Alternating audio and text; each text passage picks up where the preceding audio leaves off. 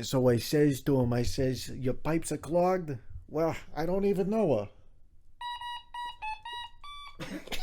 It's the Mario Brothers time. And we're here to say Podcasts, reviews, and Maria Menounos.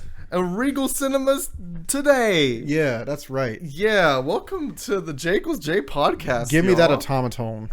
Have an automaton. Have an automaton. We watched the Mario Brothers movie. What was that? We screamed with delight. That was like me that. when I heard Seth Rogen go. It was okay. Is that basically Louis Armstrong before he sings? I see green. Passing greens of green. Bananas too. Donkey Kong Louis Armstrong. I make babies cry. Their parents too. Oh man. So yeah, Mario Brothers movie. Watched, seen, this And is the delivered. commercial. I'm yours. I love this. Okay. This is Joseph's automaton. It's His a name beautiful thing. is Mike. And Did you name it after my brother? oh, I didn't even mean that. Hey, Mike, how you doing? We're gonna put a picture of Michael on here. 3, 2, 1. Oh my God, that lined up with them going. Oh, that's so awesome. Amazing. I'm Beautiful. so happy that happened. You know I what am else too. I'm happy that happened? Happy. I am really happy that these two people decided to make a visit on screen. Yes. Yeah.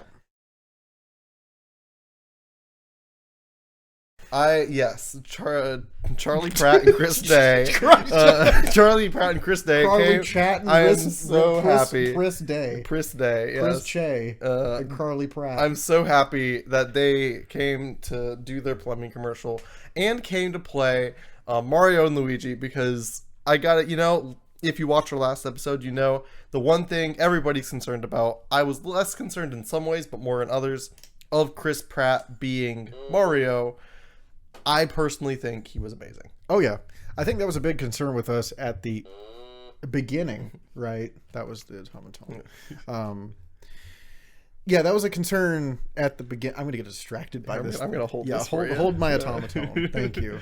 You're welcome. So that was a kind of a concern at the very beginning. I think when our last episode, when we were talking about this movie coming out, and I think Chris Pratt was, I want to say, scrutinized a little bit for this, but I'm glad it wasn't just like a bunch of like wahoo's and wow like Mario sounds. Like, he was a very, very good Mario, as if you're talking to the character Mario as a person. And you mentioned this before too, you know, it's Mario from Brooklyn. It's Right. not Mario from Tuscany. You Right. know? This is so, it isn't any Mario from an Italian family. Yeah. You know, him and Luigi, but they are. You failed. I don't know. There you go. But they are a family from Italy. You know, whatever. Yeah. They keep all that. But he did a good job of being an actual. And I knew in my last episode we said, like, I think he'd be a good protagonist. I wasn't sure how good of a Mario he would be. Yeah. But he kept enough of that kind of natural cadence to his voice that it Yeah. always felt natural and correct without being trite or like also just a flat voice. Yeah. It felt surprisingly textured for a Chris Pratt voice. I'm not gonna lie. It wasn't over the top, and it wasn't like so flat that it didn't add any of the familiarity that we have of Mario the character. Right. And I mean, I think we low-key all owe the guy an apology. Like, he did so good with this, and I don't know how he could have done any better. And I feel like, you know, everybody was like, oh my gosh, Chris Pratt in something else. If the guy's succeeding, let him cook, or whatever people are saying nowadays. But I will say, I think the best two characters we had on screen. Oh, I got this. You ready? oh, thanks. We had the King of the Koopas. That was the underground theme. We had the King of the Koopas, Bowser. Bowser, played by Jack Black. Oh my gosh. Absolutely killed the role. And similarly, I feel like he got less attention, but Charlie Day as Luigi was those Yes. two were my favorite castings of the movie. Absolutely. By a long shot. Yeah. And the thing is, like, any role that Jack Black comes into, he makes it his own. Yes. And somehow, like, if you heard Bowser and didn't know it was Jack Black, there was so much flavor in his performance as Bowser that, like, oh gosh, that's just Jack Black. And I will say, when every you time say, he was like, on screen, I found myself smiling. I was just like, 100%. And yeah, and It's like just you fun. hear it and you might even go, that's Jack Black. But at the same time, I never felt like I was picturing, with one exception that was worth it, I never felt like I was picturing Jack Black instead of that's Bowser. true. Yeah. There was one exception. I can't do it.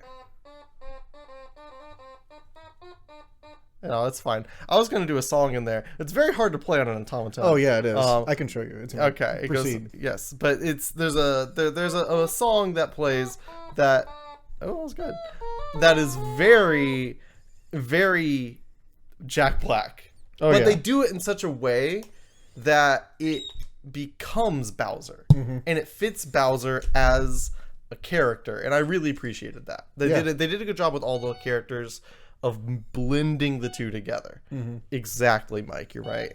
I'm gonna take this away from you. Okay. Mikey, no. But yeah, so that was thing number one for me of like what I really appreciated. What did Yeah. you say? Something you really appreciated from the movie. I think, well, aside from all the characters, Anya Taylor-joy doing wonderful as Peach, Chris Pratt doing wonderful as Mario, all the characters, all the voice actors in this film really did phenomenal with what part they were given. They really kind of came into the own of their character and embodied that person. I think I got to hand it to them because I wasn't sure of it at first. And I think it was the one thing that we both were kind of like, how's this going to go? I really had to warm up to Seth Rogen as Donkey Kong. Mm-hmm. But the thing is, first of all, I love Seth Rogen's laugh. Hey, Joseph, give me a Seth Rogen laugh. That was actually phenomenal. I'm not even going to do one now. That was actually really anyway. Bananas. That's John Cena. But the thing with Seth Rogen was just like, again, Seth Rogen, and he admitted this, does not do voices. So he, I think, was very unsure of playing Donkey Kong originally. And we don't really get much voice with Donkey Kong in the games. However, like, it just fit the character of Donkey Kong in this movie. And I had to kind of, like, when I first heard his voice, kind of had to warm up to him. But he kind of embodied the, like, I guess, fun-loving, kind of carefree attitude of Donkey Kong in this movie. The energy was perfect. Yeah, it was perfect. And I think after a while, it flowed so well that, look, even if I couldn't think of anybody to replace him as Donkey Kong off the top of my head, and also, if in the moment in the movie it doesn't like distract me from everything else going on in the story of this movie, which is very, very good, and in the characters and their own development, if it doesn't take me away from that, if it doesn't take me out of it, it's a success. Yeah. To me, it's fine, and it did really, really good. And I think all the characters did really well with that. Aside from this movie looking absolutely incredible, Illumination right now is at the top of their game. I would agree. When it comes to animation, it's flawless, it's beautiful. And for me, like, I think I talk about this sometimes. I have these little boxes that I check off when I watch movies. Is okay, Mike, give me a note because I need to. No, good. How about a low? Give me a low one. That was not low. That's Oh, wait. oh god, I got you. that's what I wanted. Thank you. Give me that again. Okay. That's what he said he loves Maria Milano's. That's true. Anyway, yeah, Miranda Devato's. Maria divide by 0. Maria decimals. Maria decimal places. But you were saying though about Maria Blade Runner 2040. yes. Anyway, another good movie. But yeah, so I have those boxes like, okay, did it keep my attention? Mm-hmm. Yes, it did. Was it also funny and engaging, and did it actually have depth and emotion? Actually, yes, this did. I'll give it And- more emotion than depth, but I'll agree. Yes, yes. I was more leaning towards emotion. Yes. So, is it in its own way pertaining to the characters and to the environment in that movie compelling? Yes, it is. Did I leave the theater regretting that it was only an hour and a half? Yes, I did. Yeah. So it kept me entertained. It had a good story. And at the end of the day, walking out of the theater, I just wanted more. It's only an hour and a half movie. It's one of those, it's there, you're enthralled, it happens, and it's gone. And that's probably, I wish there was more of it. Now, I don't think a 2-hour long Mario movie would be a good idea. I was going to say, I don't, because it was a smart length. Yeah. But the last thing I thought I'd say coming out of this, I thought I'd be like, that was a nice one-off experience. But legitimately, I would kind of like to see a sequel. I really would. Really enjoyed it. I'd really see a sequel. I will probably end up trying to see this again before it leaves theaters one more time. Because, again, like I walked out of the theater being like, I really wanted to see more. Yeah. And so all of those boxes that I look for in a movie, right? Whether it's animated or, live action films, right? No matter what it is, if it checks off those boxes, to me, it's a success. And the biggest and thing it didn't for try to me- be something it was not. That's another thing. And the biggest thing for me as well, talking about having emotion, it's one of those things where it's like, look, this is not Inside Out. You're gonna cry your heart out, all that. I'm scared. No, it's okay. I'm not scared, or I'm not worried about. I didn't expect that, but I did. That was pretty close. Yeah. It's okay. But the Shaving a haircut, 2 bits. the thing I was really happy to see though was the emotion that they took the name Super Mario Brothers literally. Yes. Yep. Yes, it did, Mike. I'm gonna put Mike down. I'm scared for him. Put Mike down. No, I mean you to put him down. Oh, okay. Bad Jordan. No. Listen to his cries. Oh God. He's terrifying. He is. But the thing I need to see, or that I needed, was some sort of a reason for.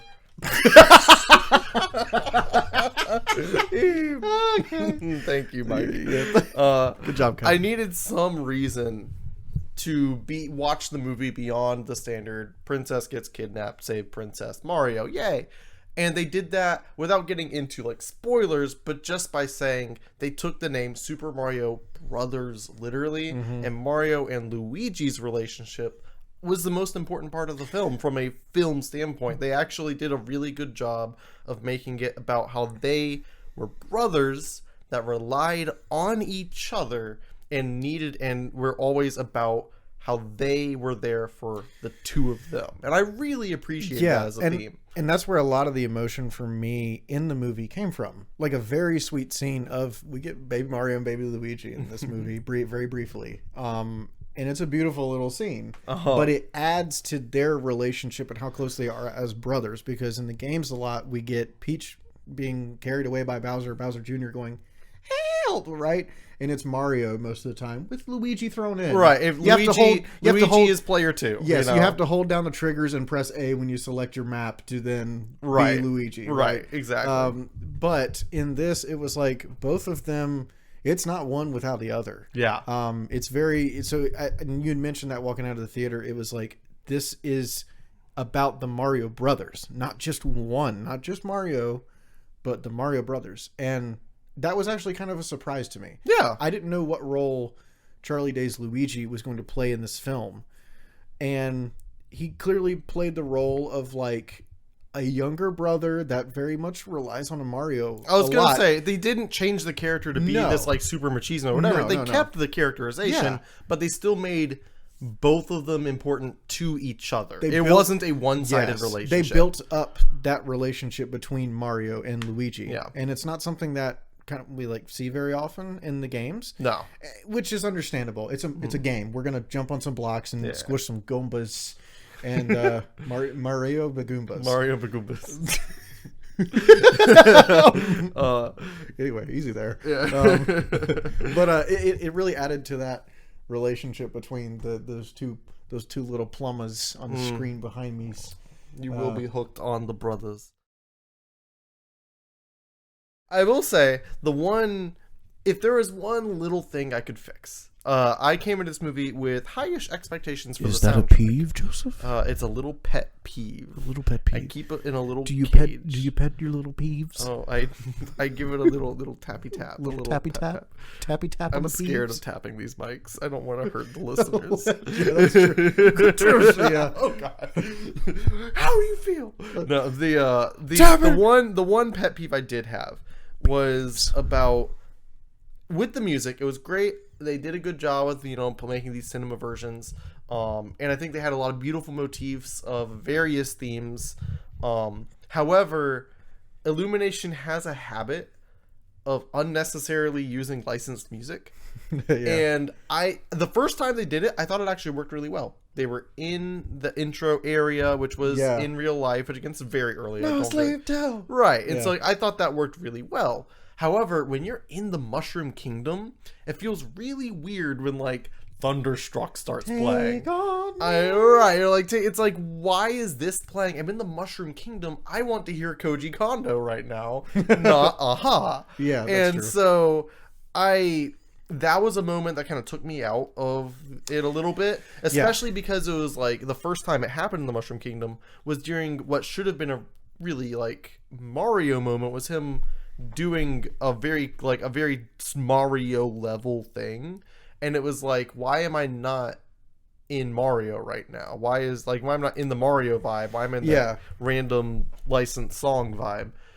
So that was the one thing, and the other side of that is that there is so much. I'm a video game music nerd. Yeah. There is so much good music in Mario, especially you get into Mario Kart and all that. Well, some of the most iconic music in video Some of the games. most iconic music, and then even going a layer deeper, fantastic themes, really off the wall stuff that they could have used to give more variety to the soundtrack instead of saying we're gonna do this style of Mario music and then license music. Yeah, Illumination will be oh, it's a minion in a thong. Let's play Back in Black. So That's the most accurate statement. So they do that, and a lot of they're not the only ones. No, and no. I think people think that it's okay. Well, this is popular music. They'll recognize it. They'll be like, oh, that's cool. Well, that kind of is out the window now. We've heard the song before. Yes, these songs are still played regularly every day on radio stations across the world because they're that famous. We don't need to hear them anymore. Now, again, it didn't take it. It was, I'd say more so for myself, a little off-putting in the moment, but it didn't take me fully out of what was going on, because I was like, oh, they're playing Take on Me or Thunderstruck, but they're building Mario Karts. And at the end, that was it's cool stuff like that, and it keeps moving. At the end of the day, it doesn't linger on the it. Story, everything about the story really flows really, really well, and that's what. Jokes aside, plumbing joke aside, it flows well. It flows well, it really does. And I will say, even that pet peeve aside, there were two medleys that I can think of that were really solid. Sorry, Seth Rogen. Two Maria Melodias. Maria Ballados. Yes. But there Maria were two Melodica. of those that I really... Maria Harmonica. But there are two of those that I really, really enjoyed. So I do want to give shout outs to the composer still that worked with the Koji Kondo themes. Yeah. But yeah, Maria Kokanjanon? Kojia Kondones. Maria Kojima Kojamanes. Oh man, we need to have a disclaimer that we watched this at Regal, and so we saw yeah. Well, that was just the disclaimer. That is Maria is the disclaimer. That's why Maria DeVordo will always be a part of 100% this podcast and of 100%. Regal. Yeah, and gas stations across, across the nation. Aside from when you hear that guy who's like, "Hey, that's Cheddar News. Look, here's what we're looking forward to today." Cheddar News. Thank you, gas station screen. Yeah. But yeah, any final, any little other thing you wanted to kind of touch on? I appreciate that. So at the theater, we were surrounded by kids and also people that were older than us, right? Yeah. We were actually probably the median age in that theater. Yeah. So there were people our age who grew up playing Mario. There were adults who probably grew up playing the older Mario games. And then there were kids who were being introduced to Mario. Or even were the ones introducing some of their parents that didn't have that background. So, but it's like Mario kind of spans so many generations, right? So, I played Mario. I think my dad remembers playing Mario in like old gas station arcades. Not gas station, like the Donkey Kong Marios. Yes. So it's like people remember Mario and they've played Mario at some point, and so there were kids enjoying that movie, and it's been like people have been like, well, it is a kids movie, you can expect that. It was like it's a family movie. Yes, I enjoyed this movie as much as the 10-year-old kids that were sitting on the side of Brittany and Joseph, who I went to the theater with.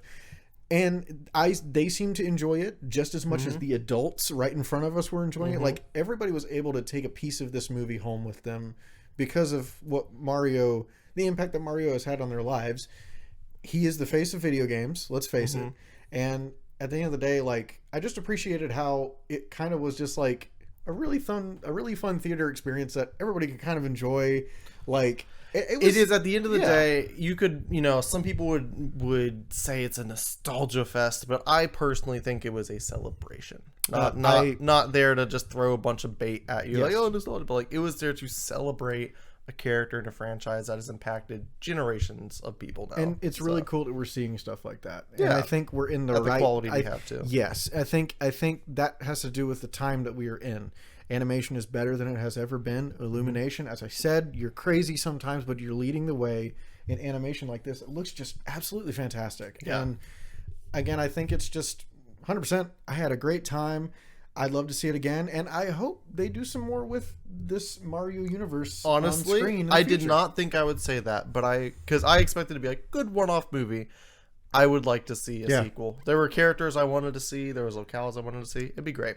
I thought we were going to see some Bowser Jr. in one of the closing ending credit scenes. Right.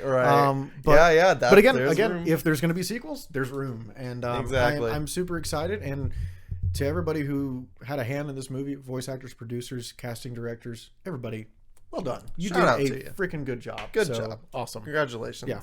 I think with that, you too, Maria. It's time. Yeah, you too, Maria. I think that really I think that sums us up well. I'll play us out. Thank you so much for listening to the review. If you have thoughts, I did want to say, if you have, oh God, sorry.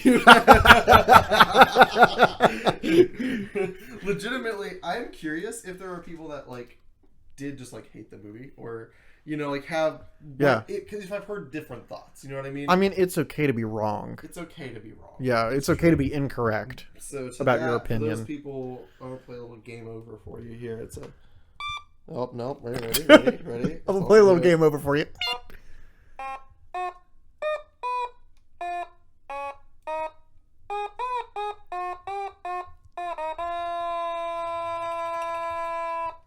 That was the game over music by me, Joseph. Hear ye. Also, I don't know if anybody heard that because I'm holding the mics. So, here you go. Oh, no.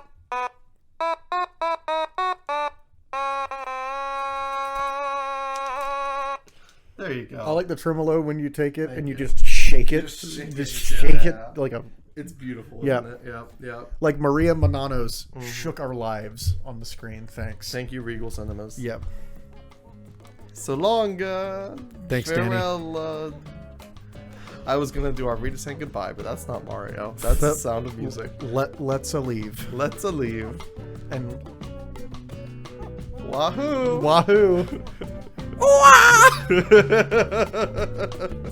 don't know why I leaned off frame. I was gonna say, where are you going? I can still see about half of your body. Hey, I was just imitating you from last time. Oh, yeah. Because last time we jumped into our warp pipes. Warp pipes.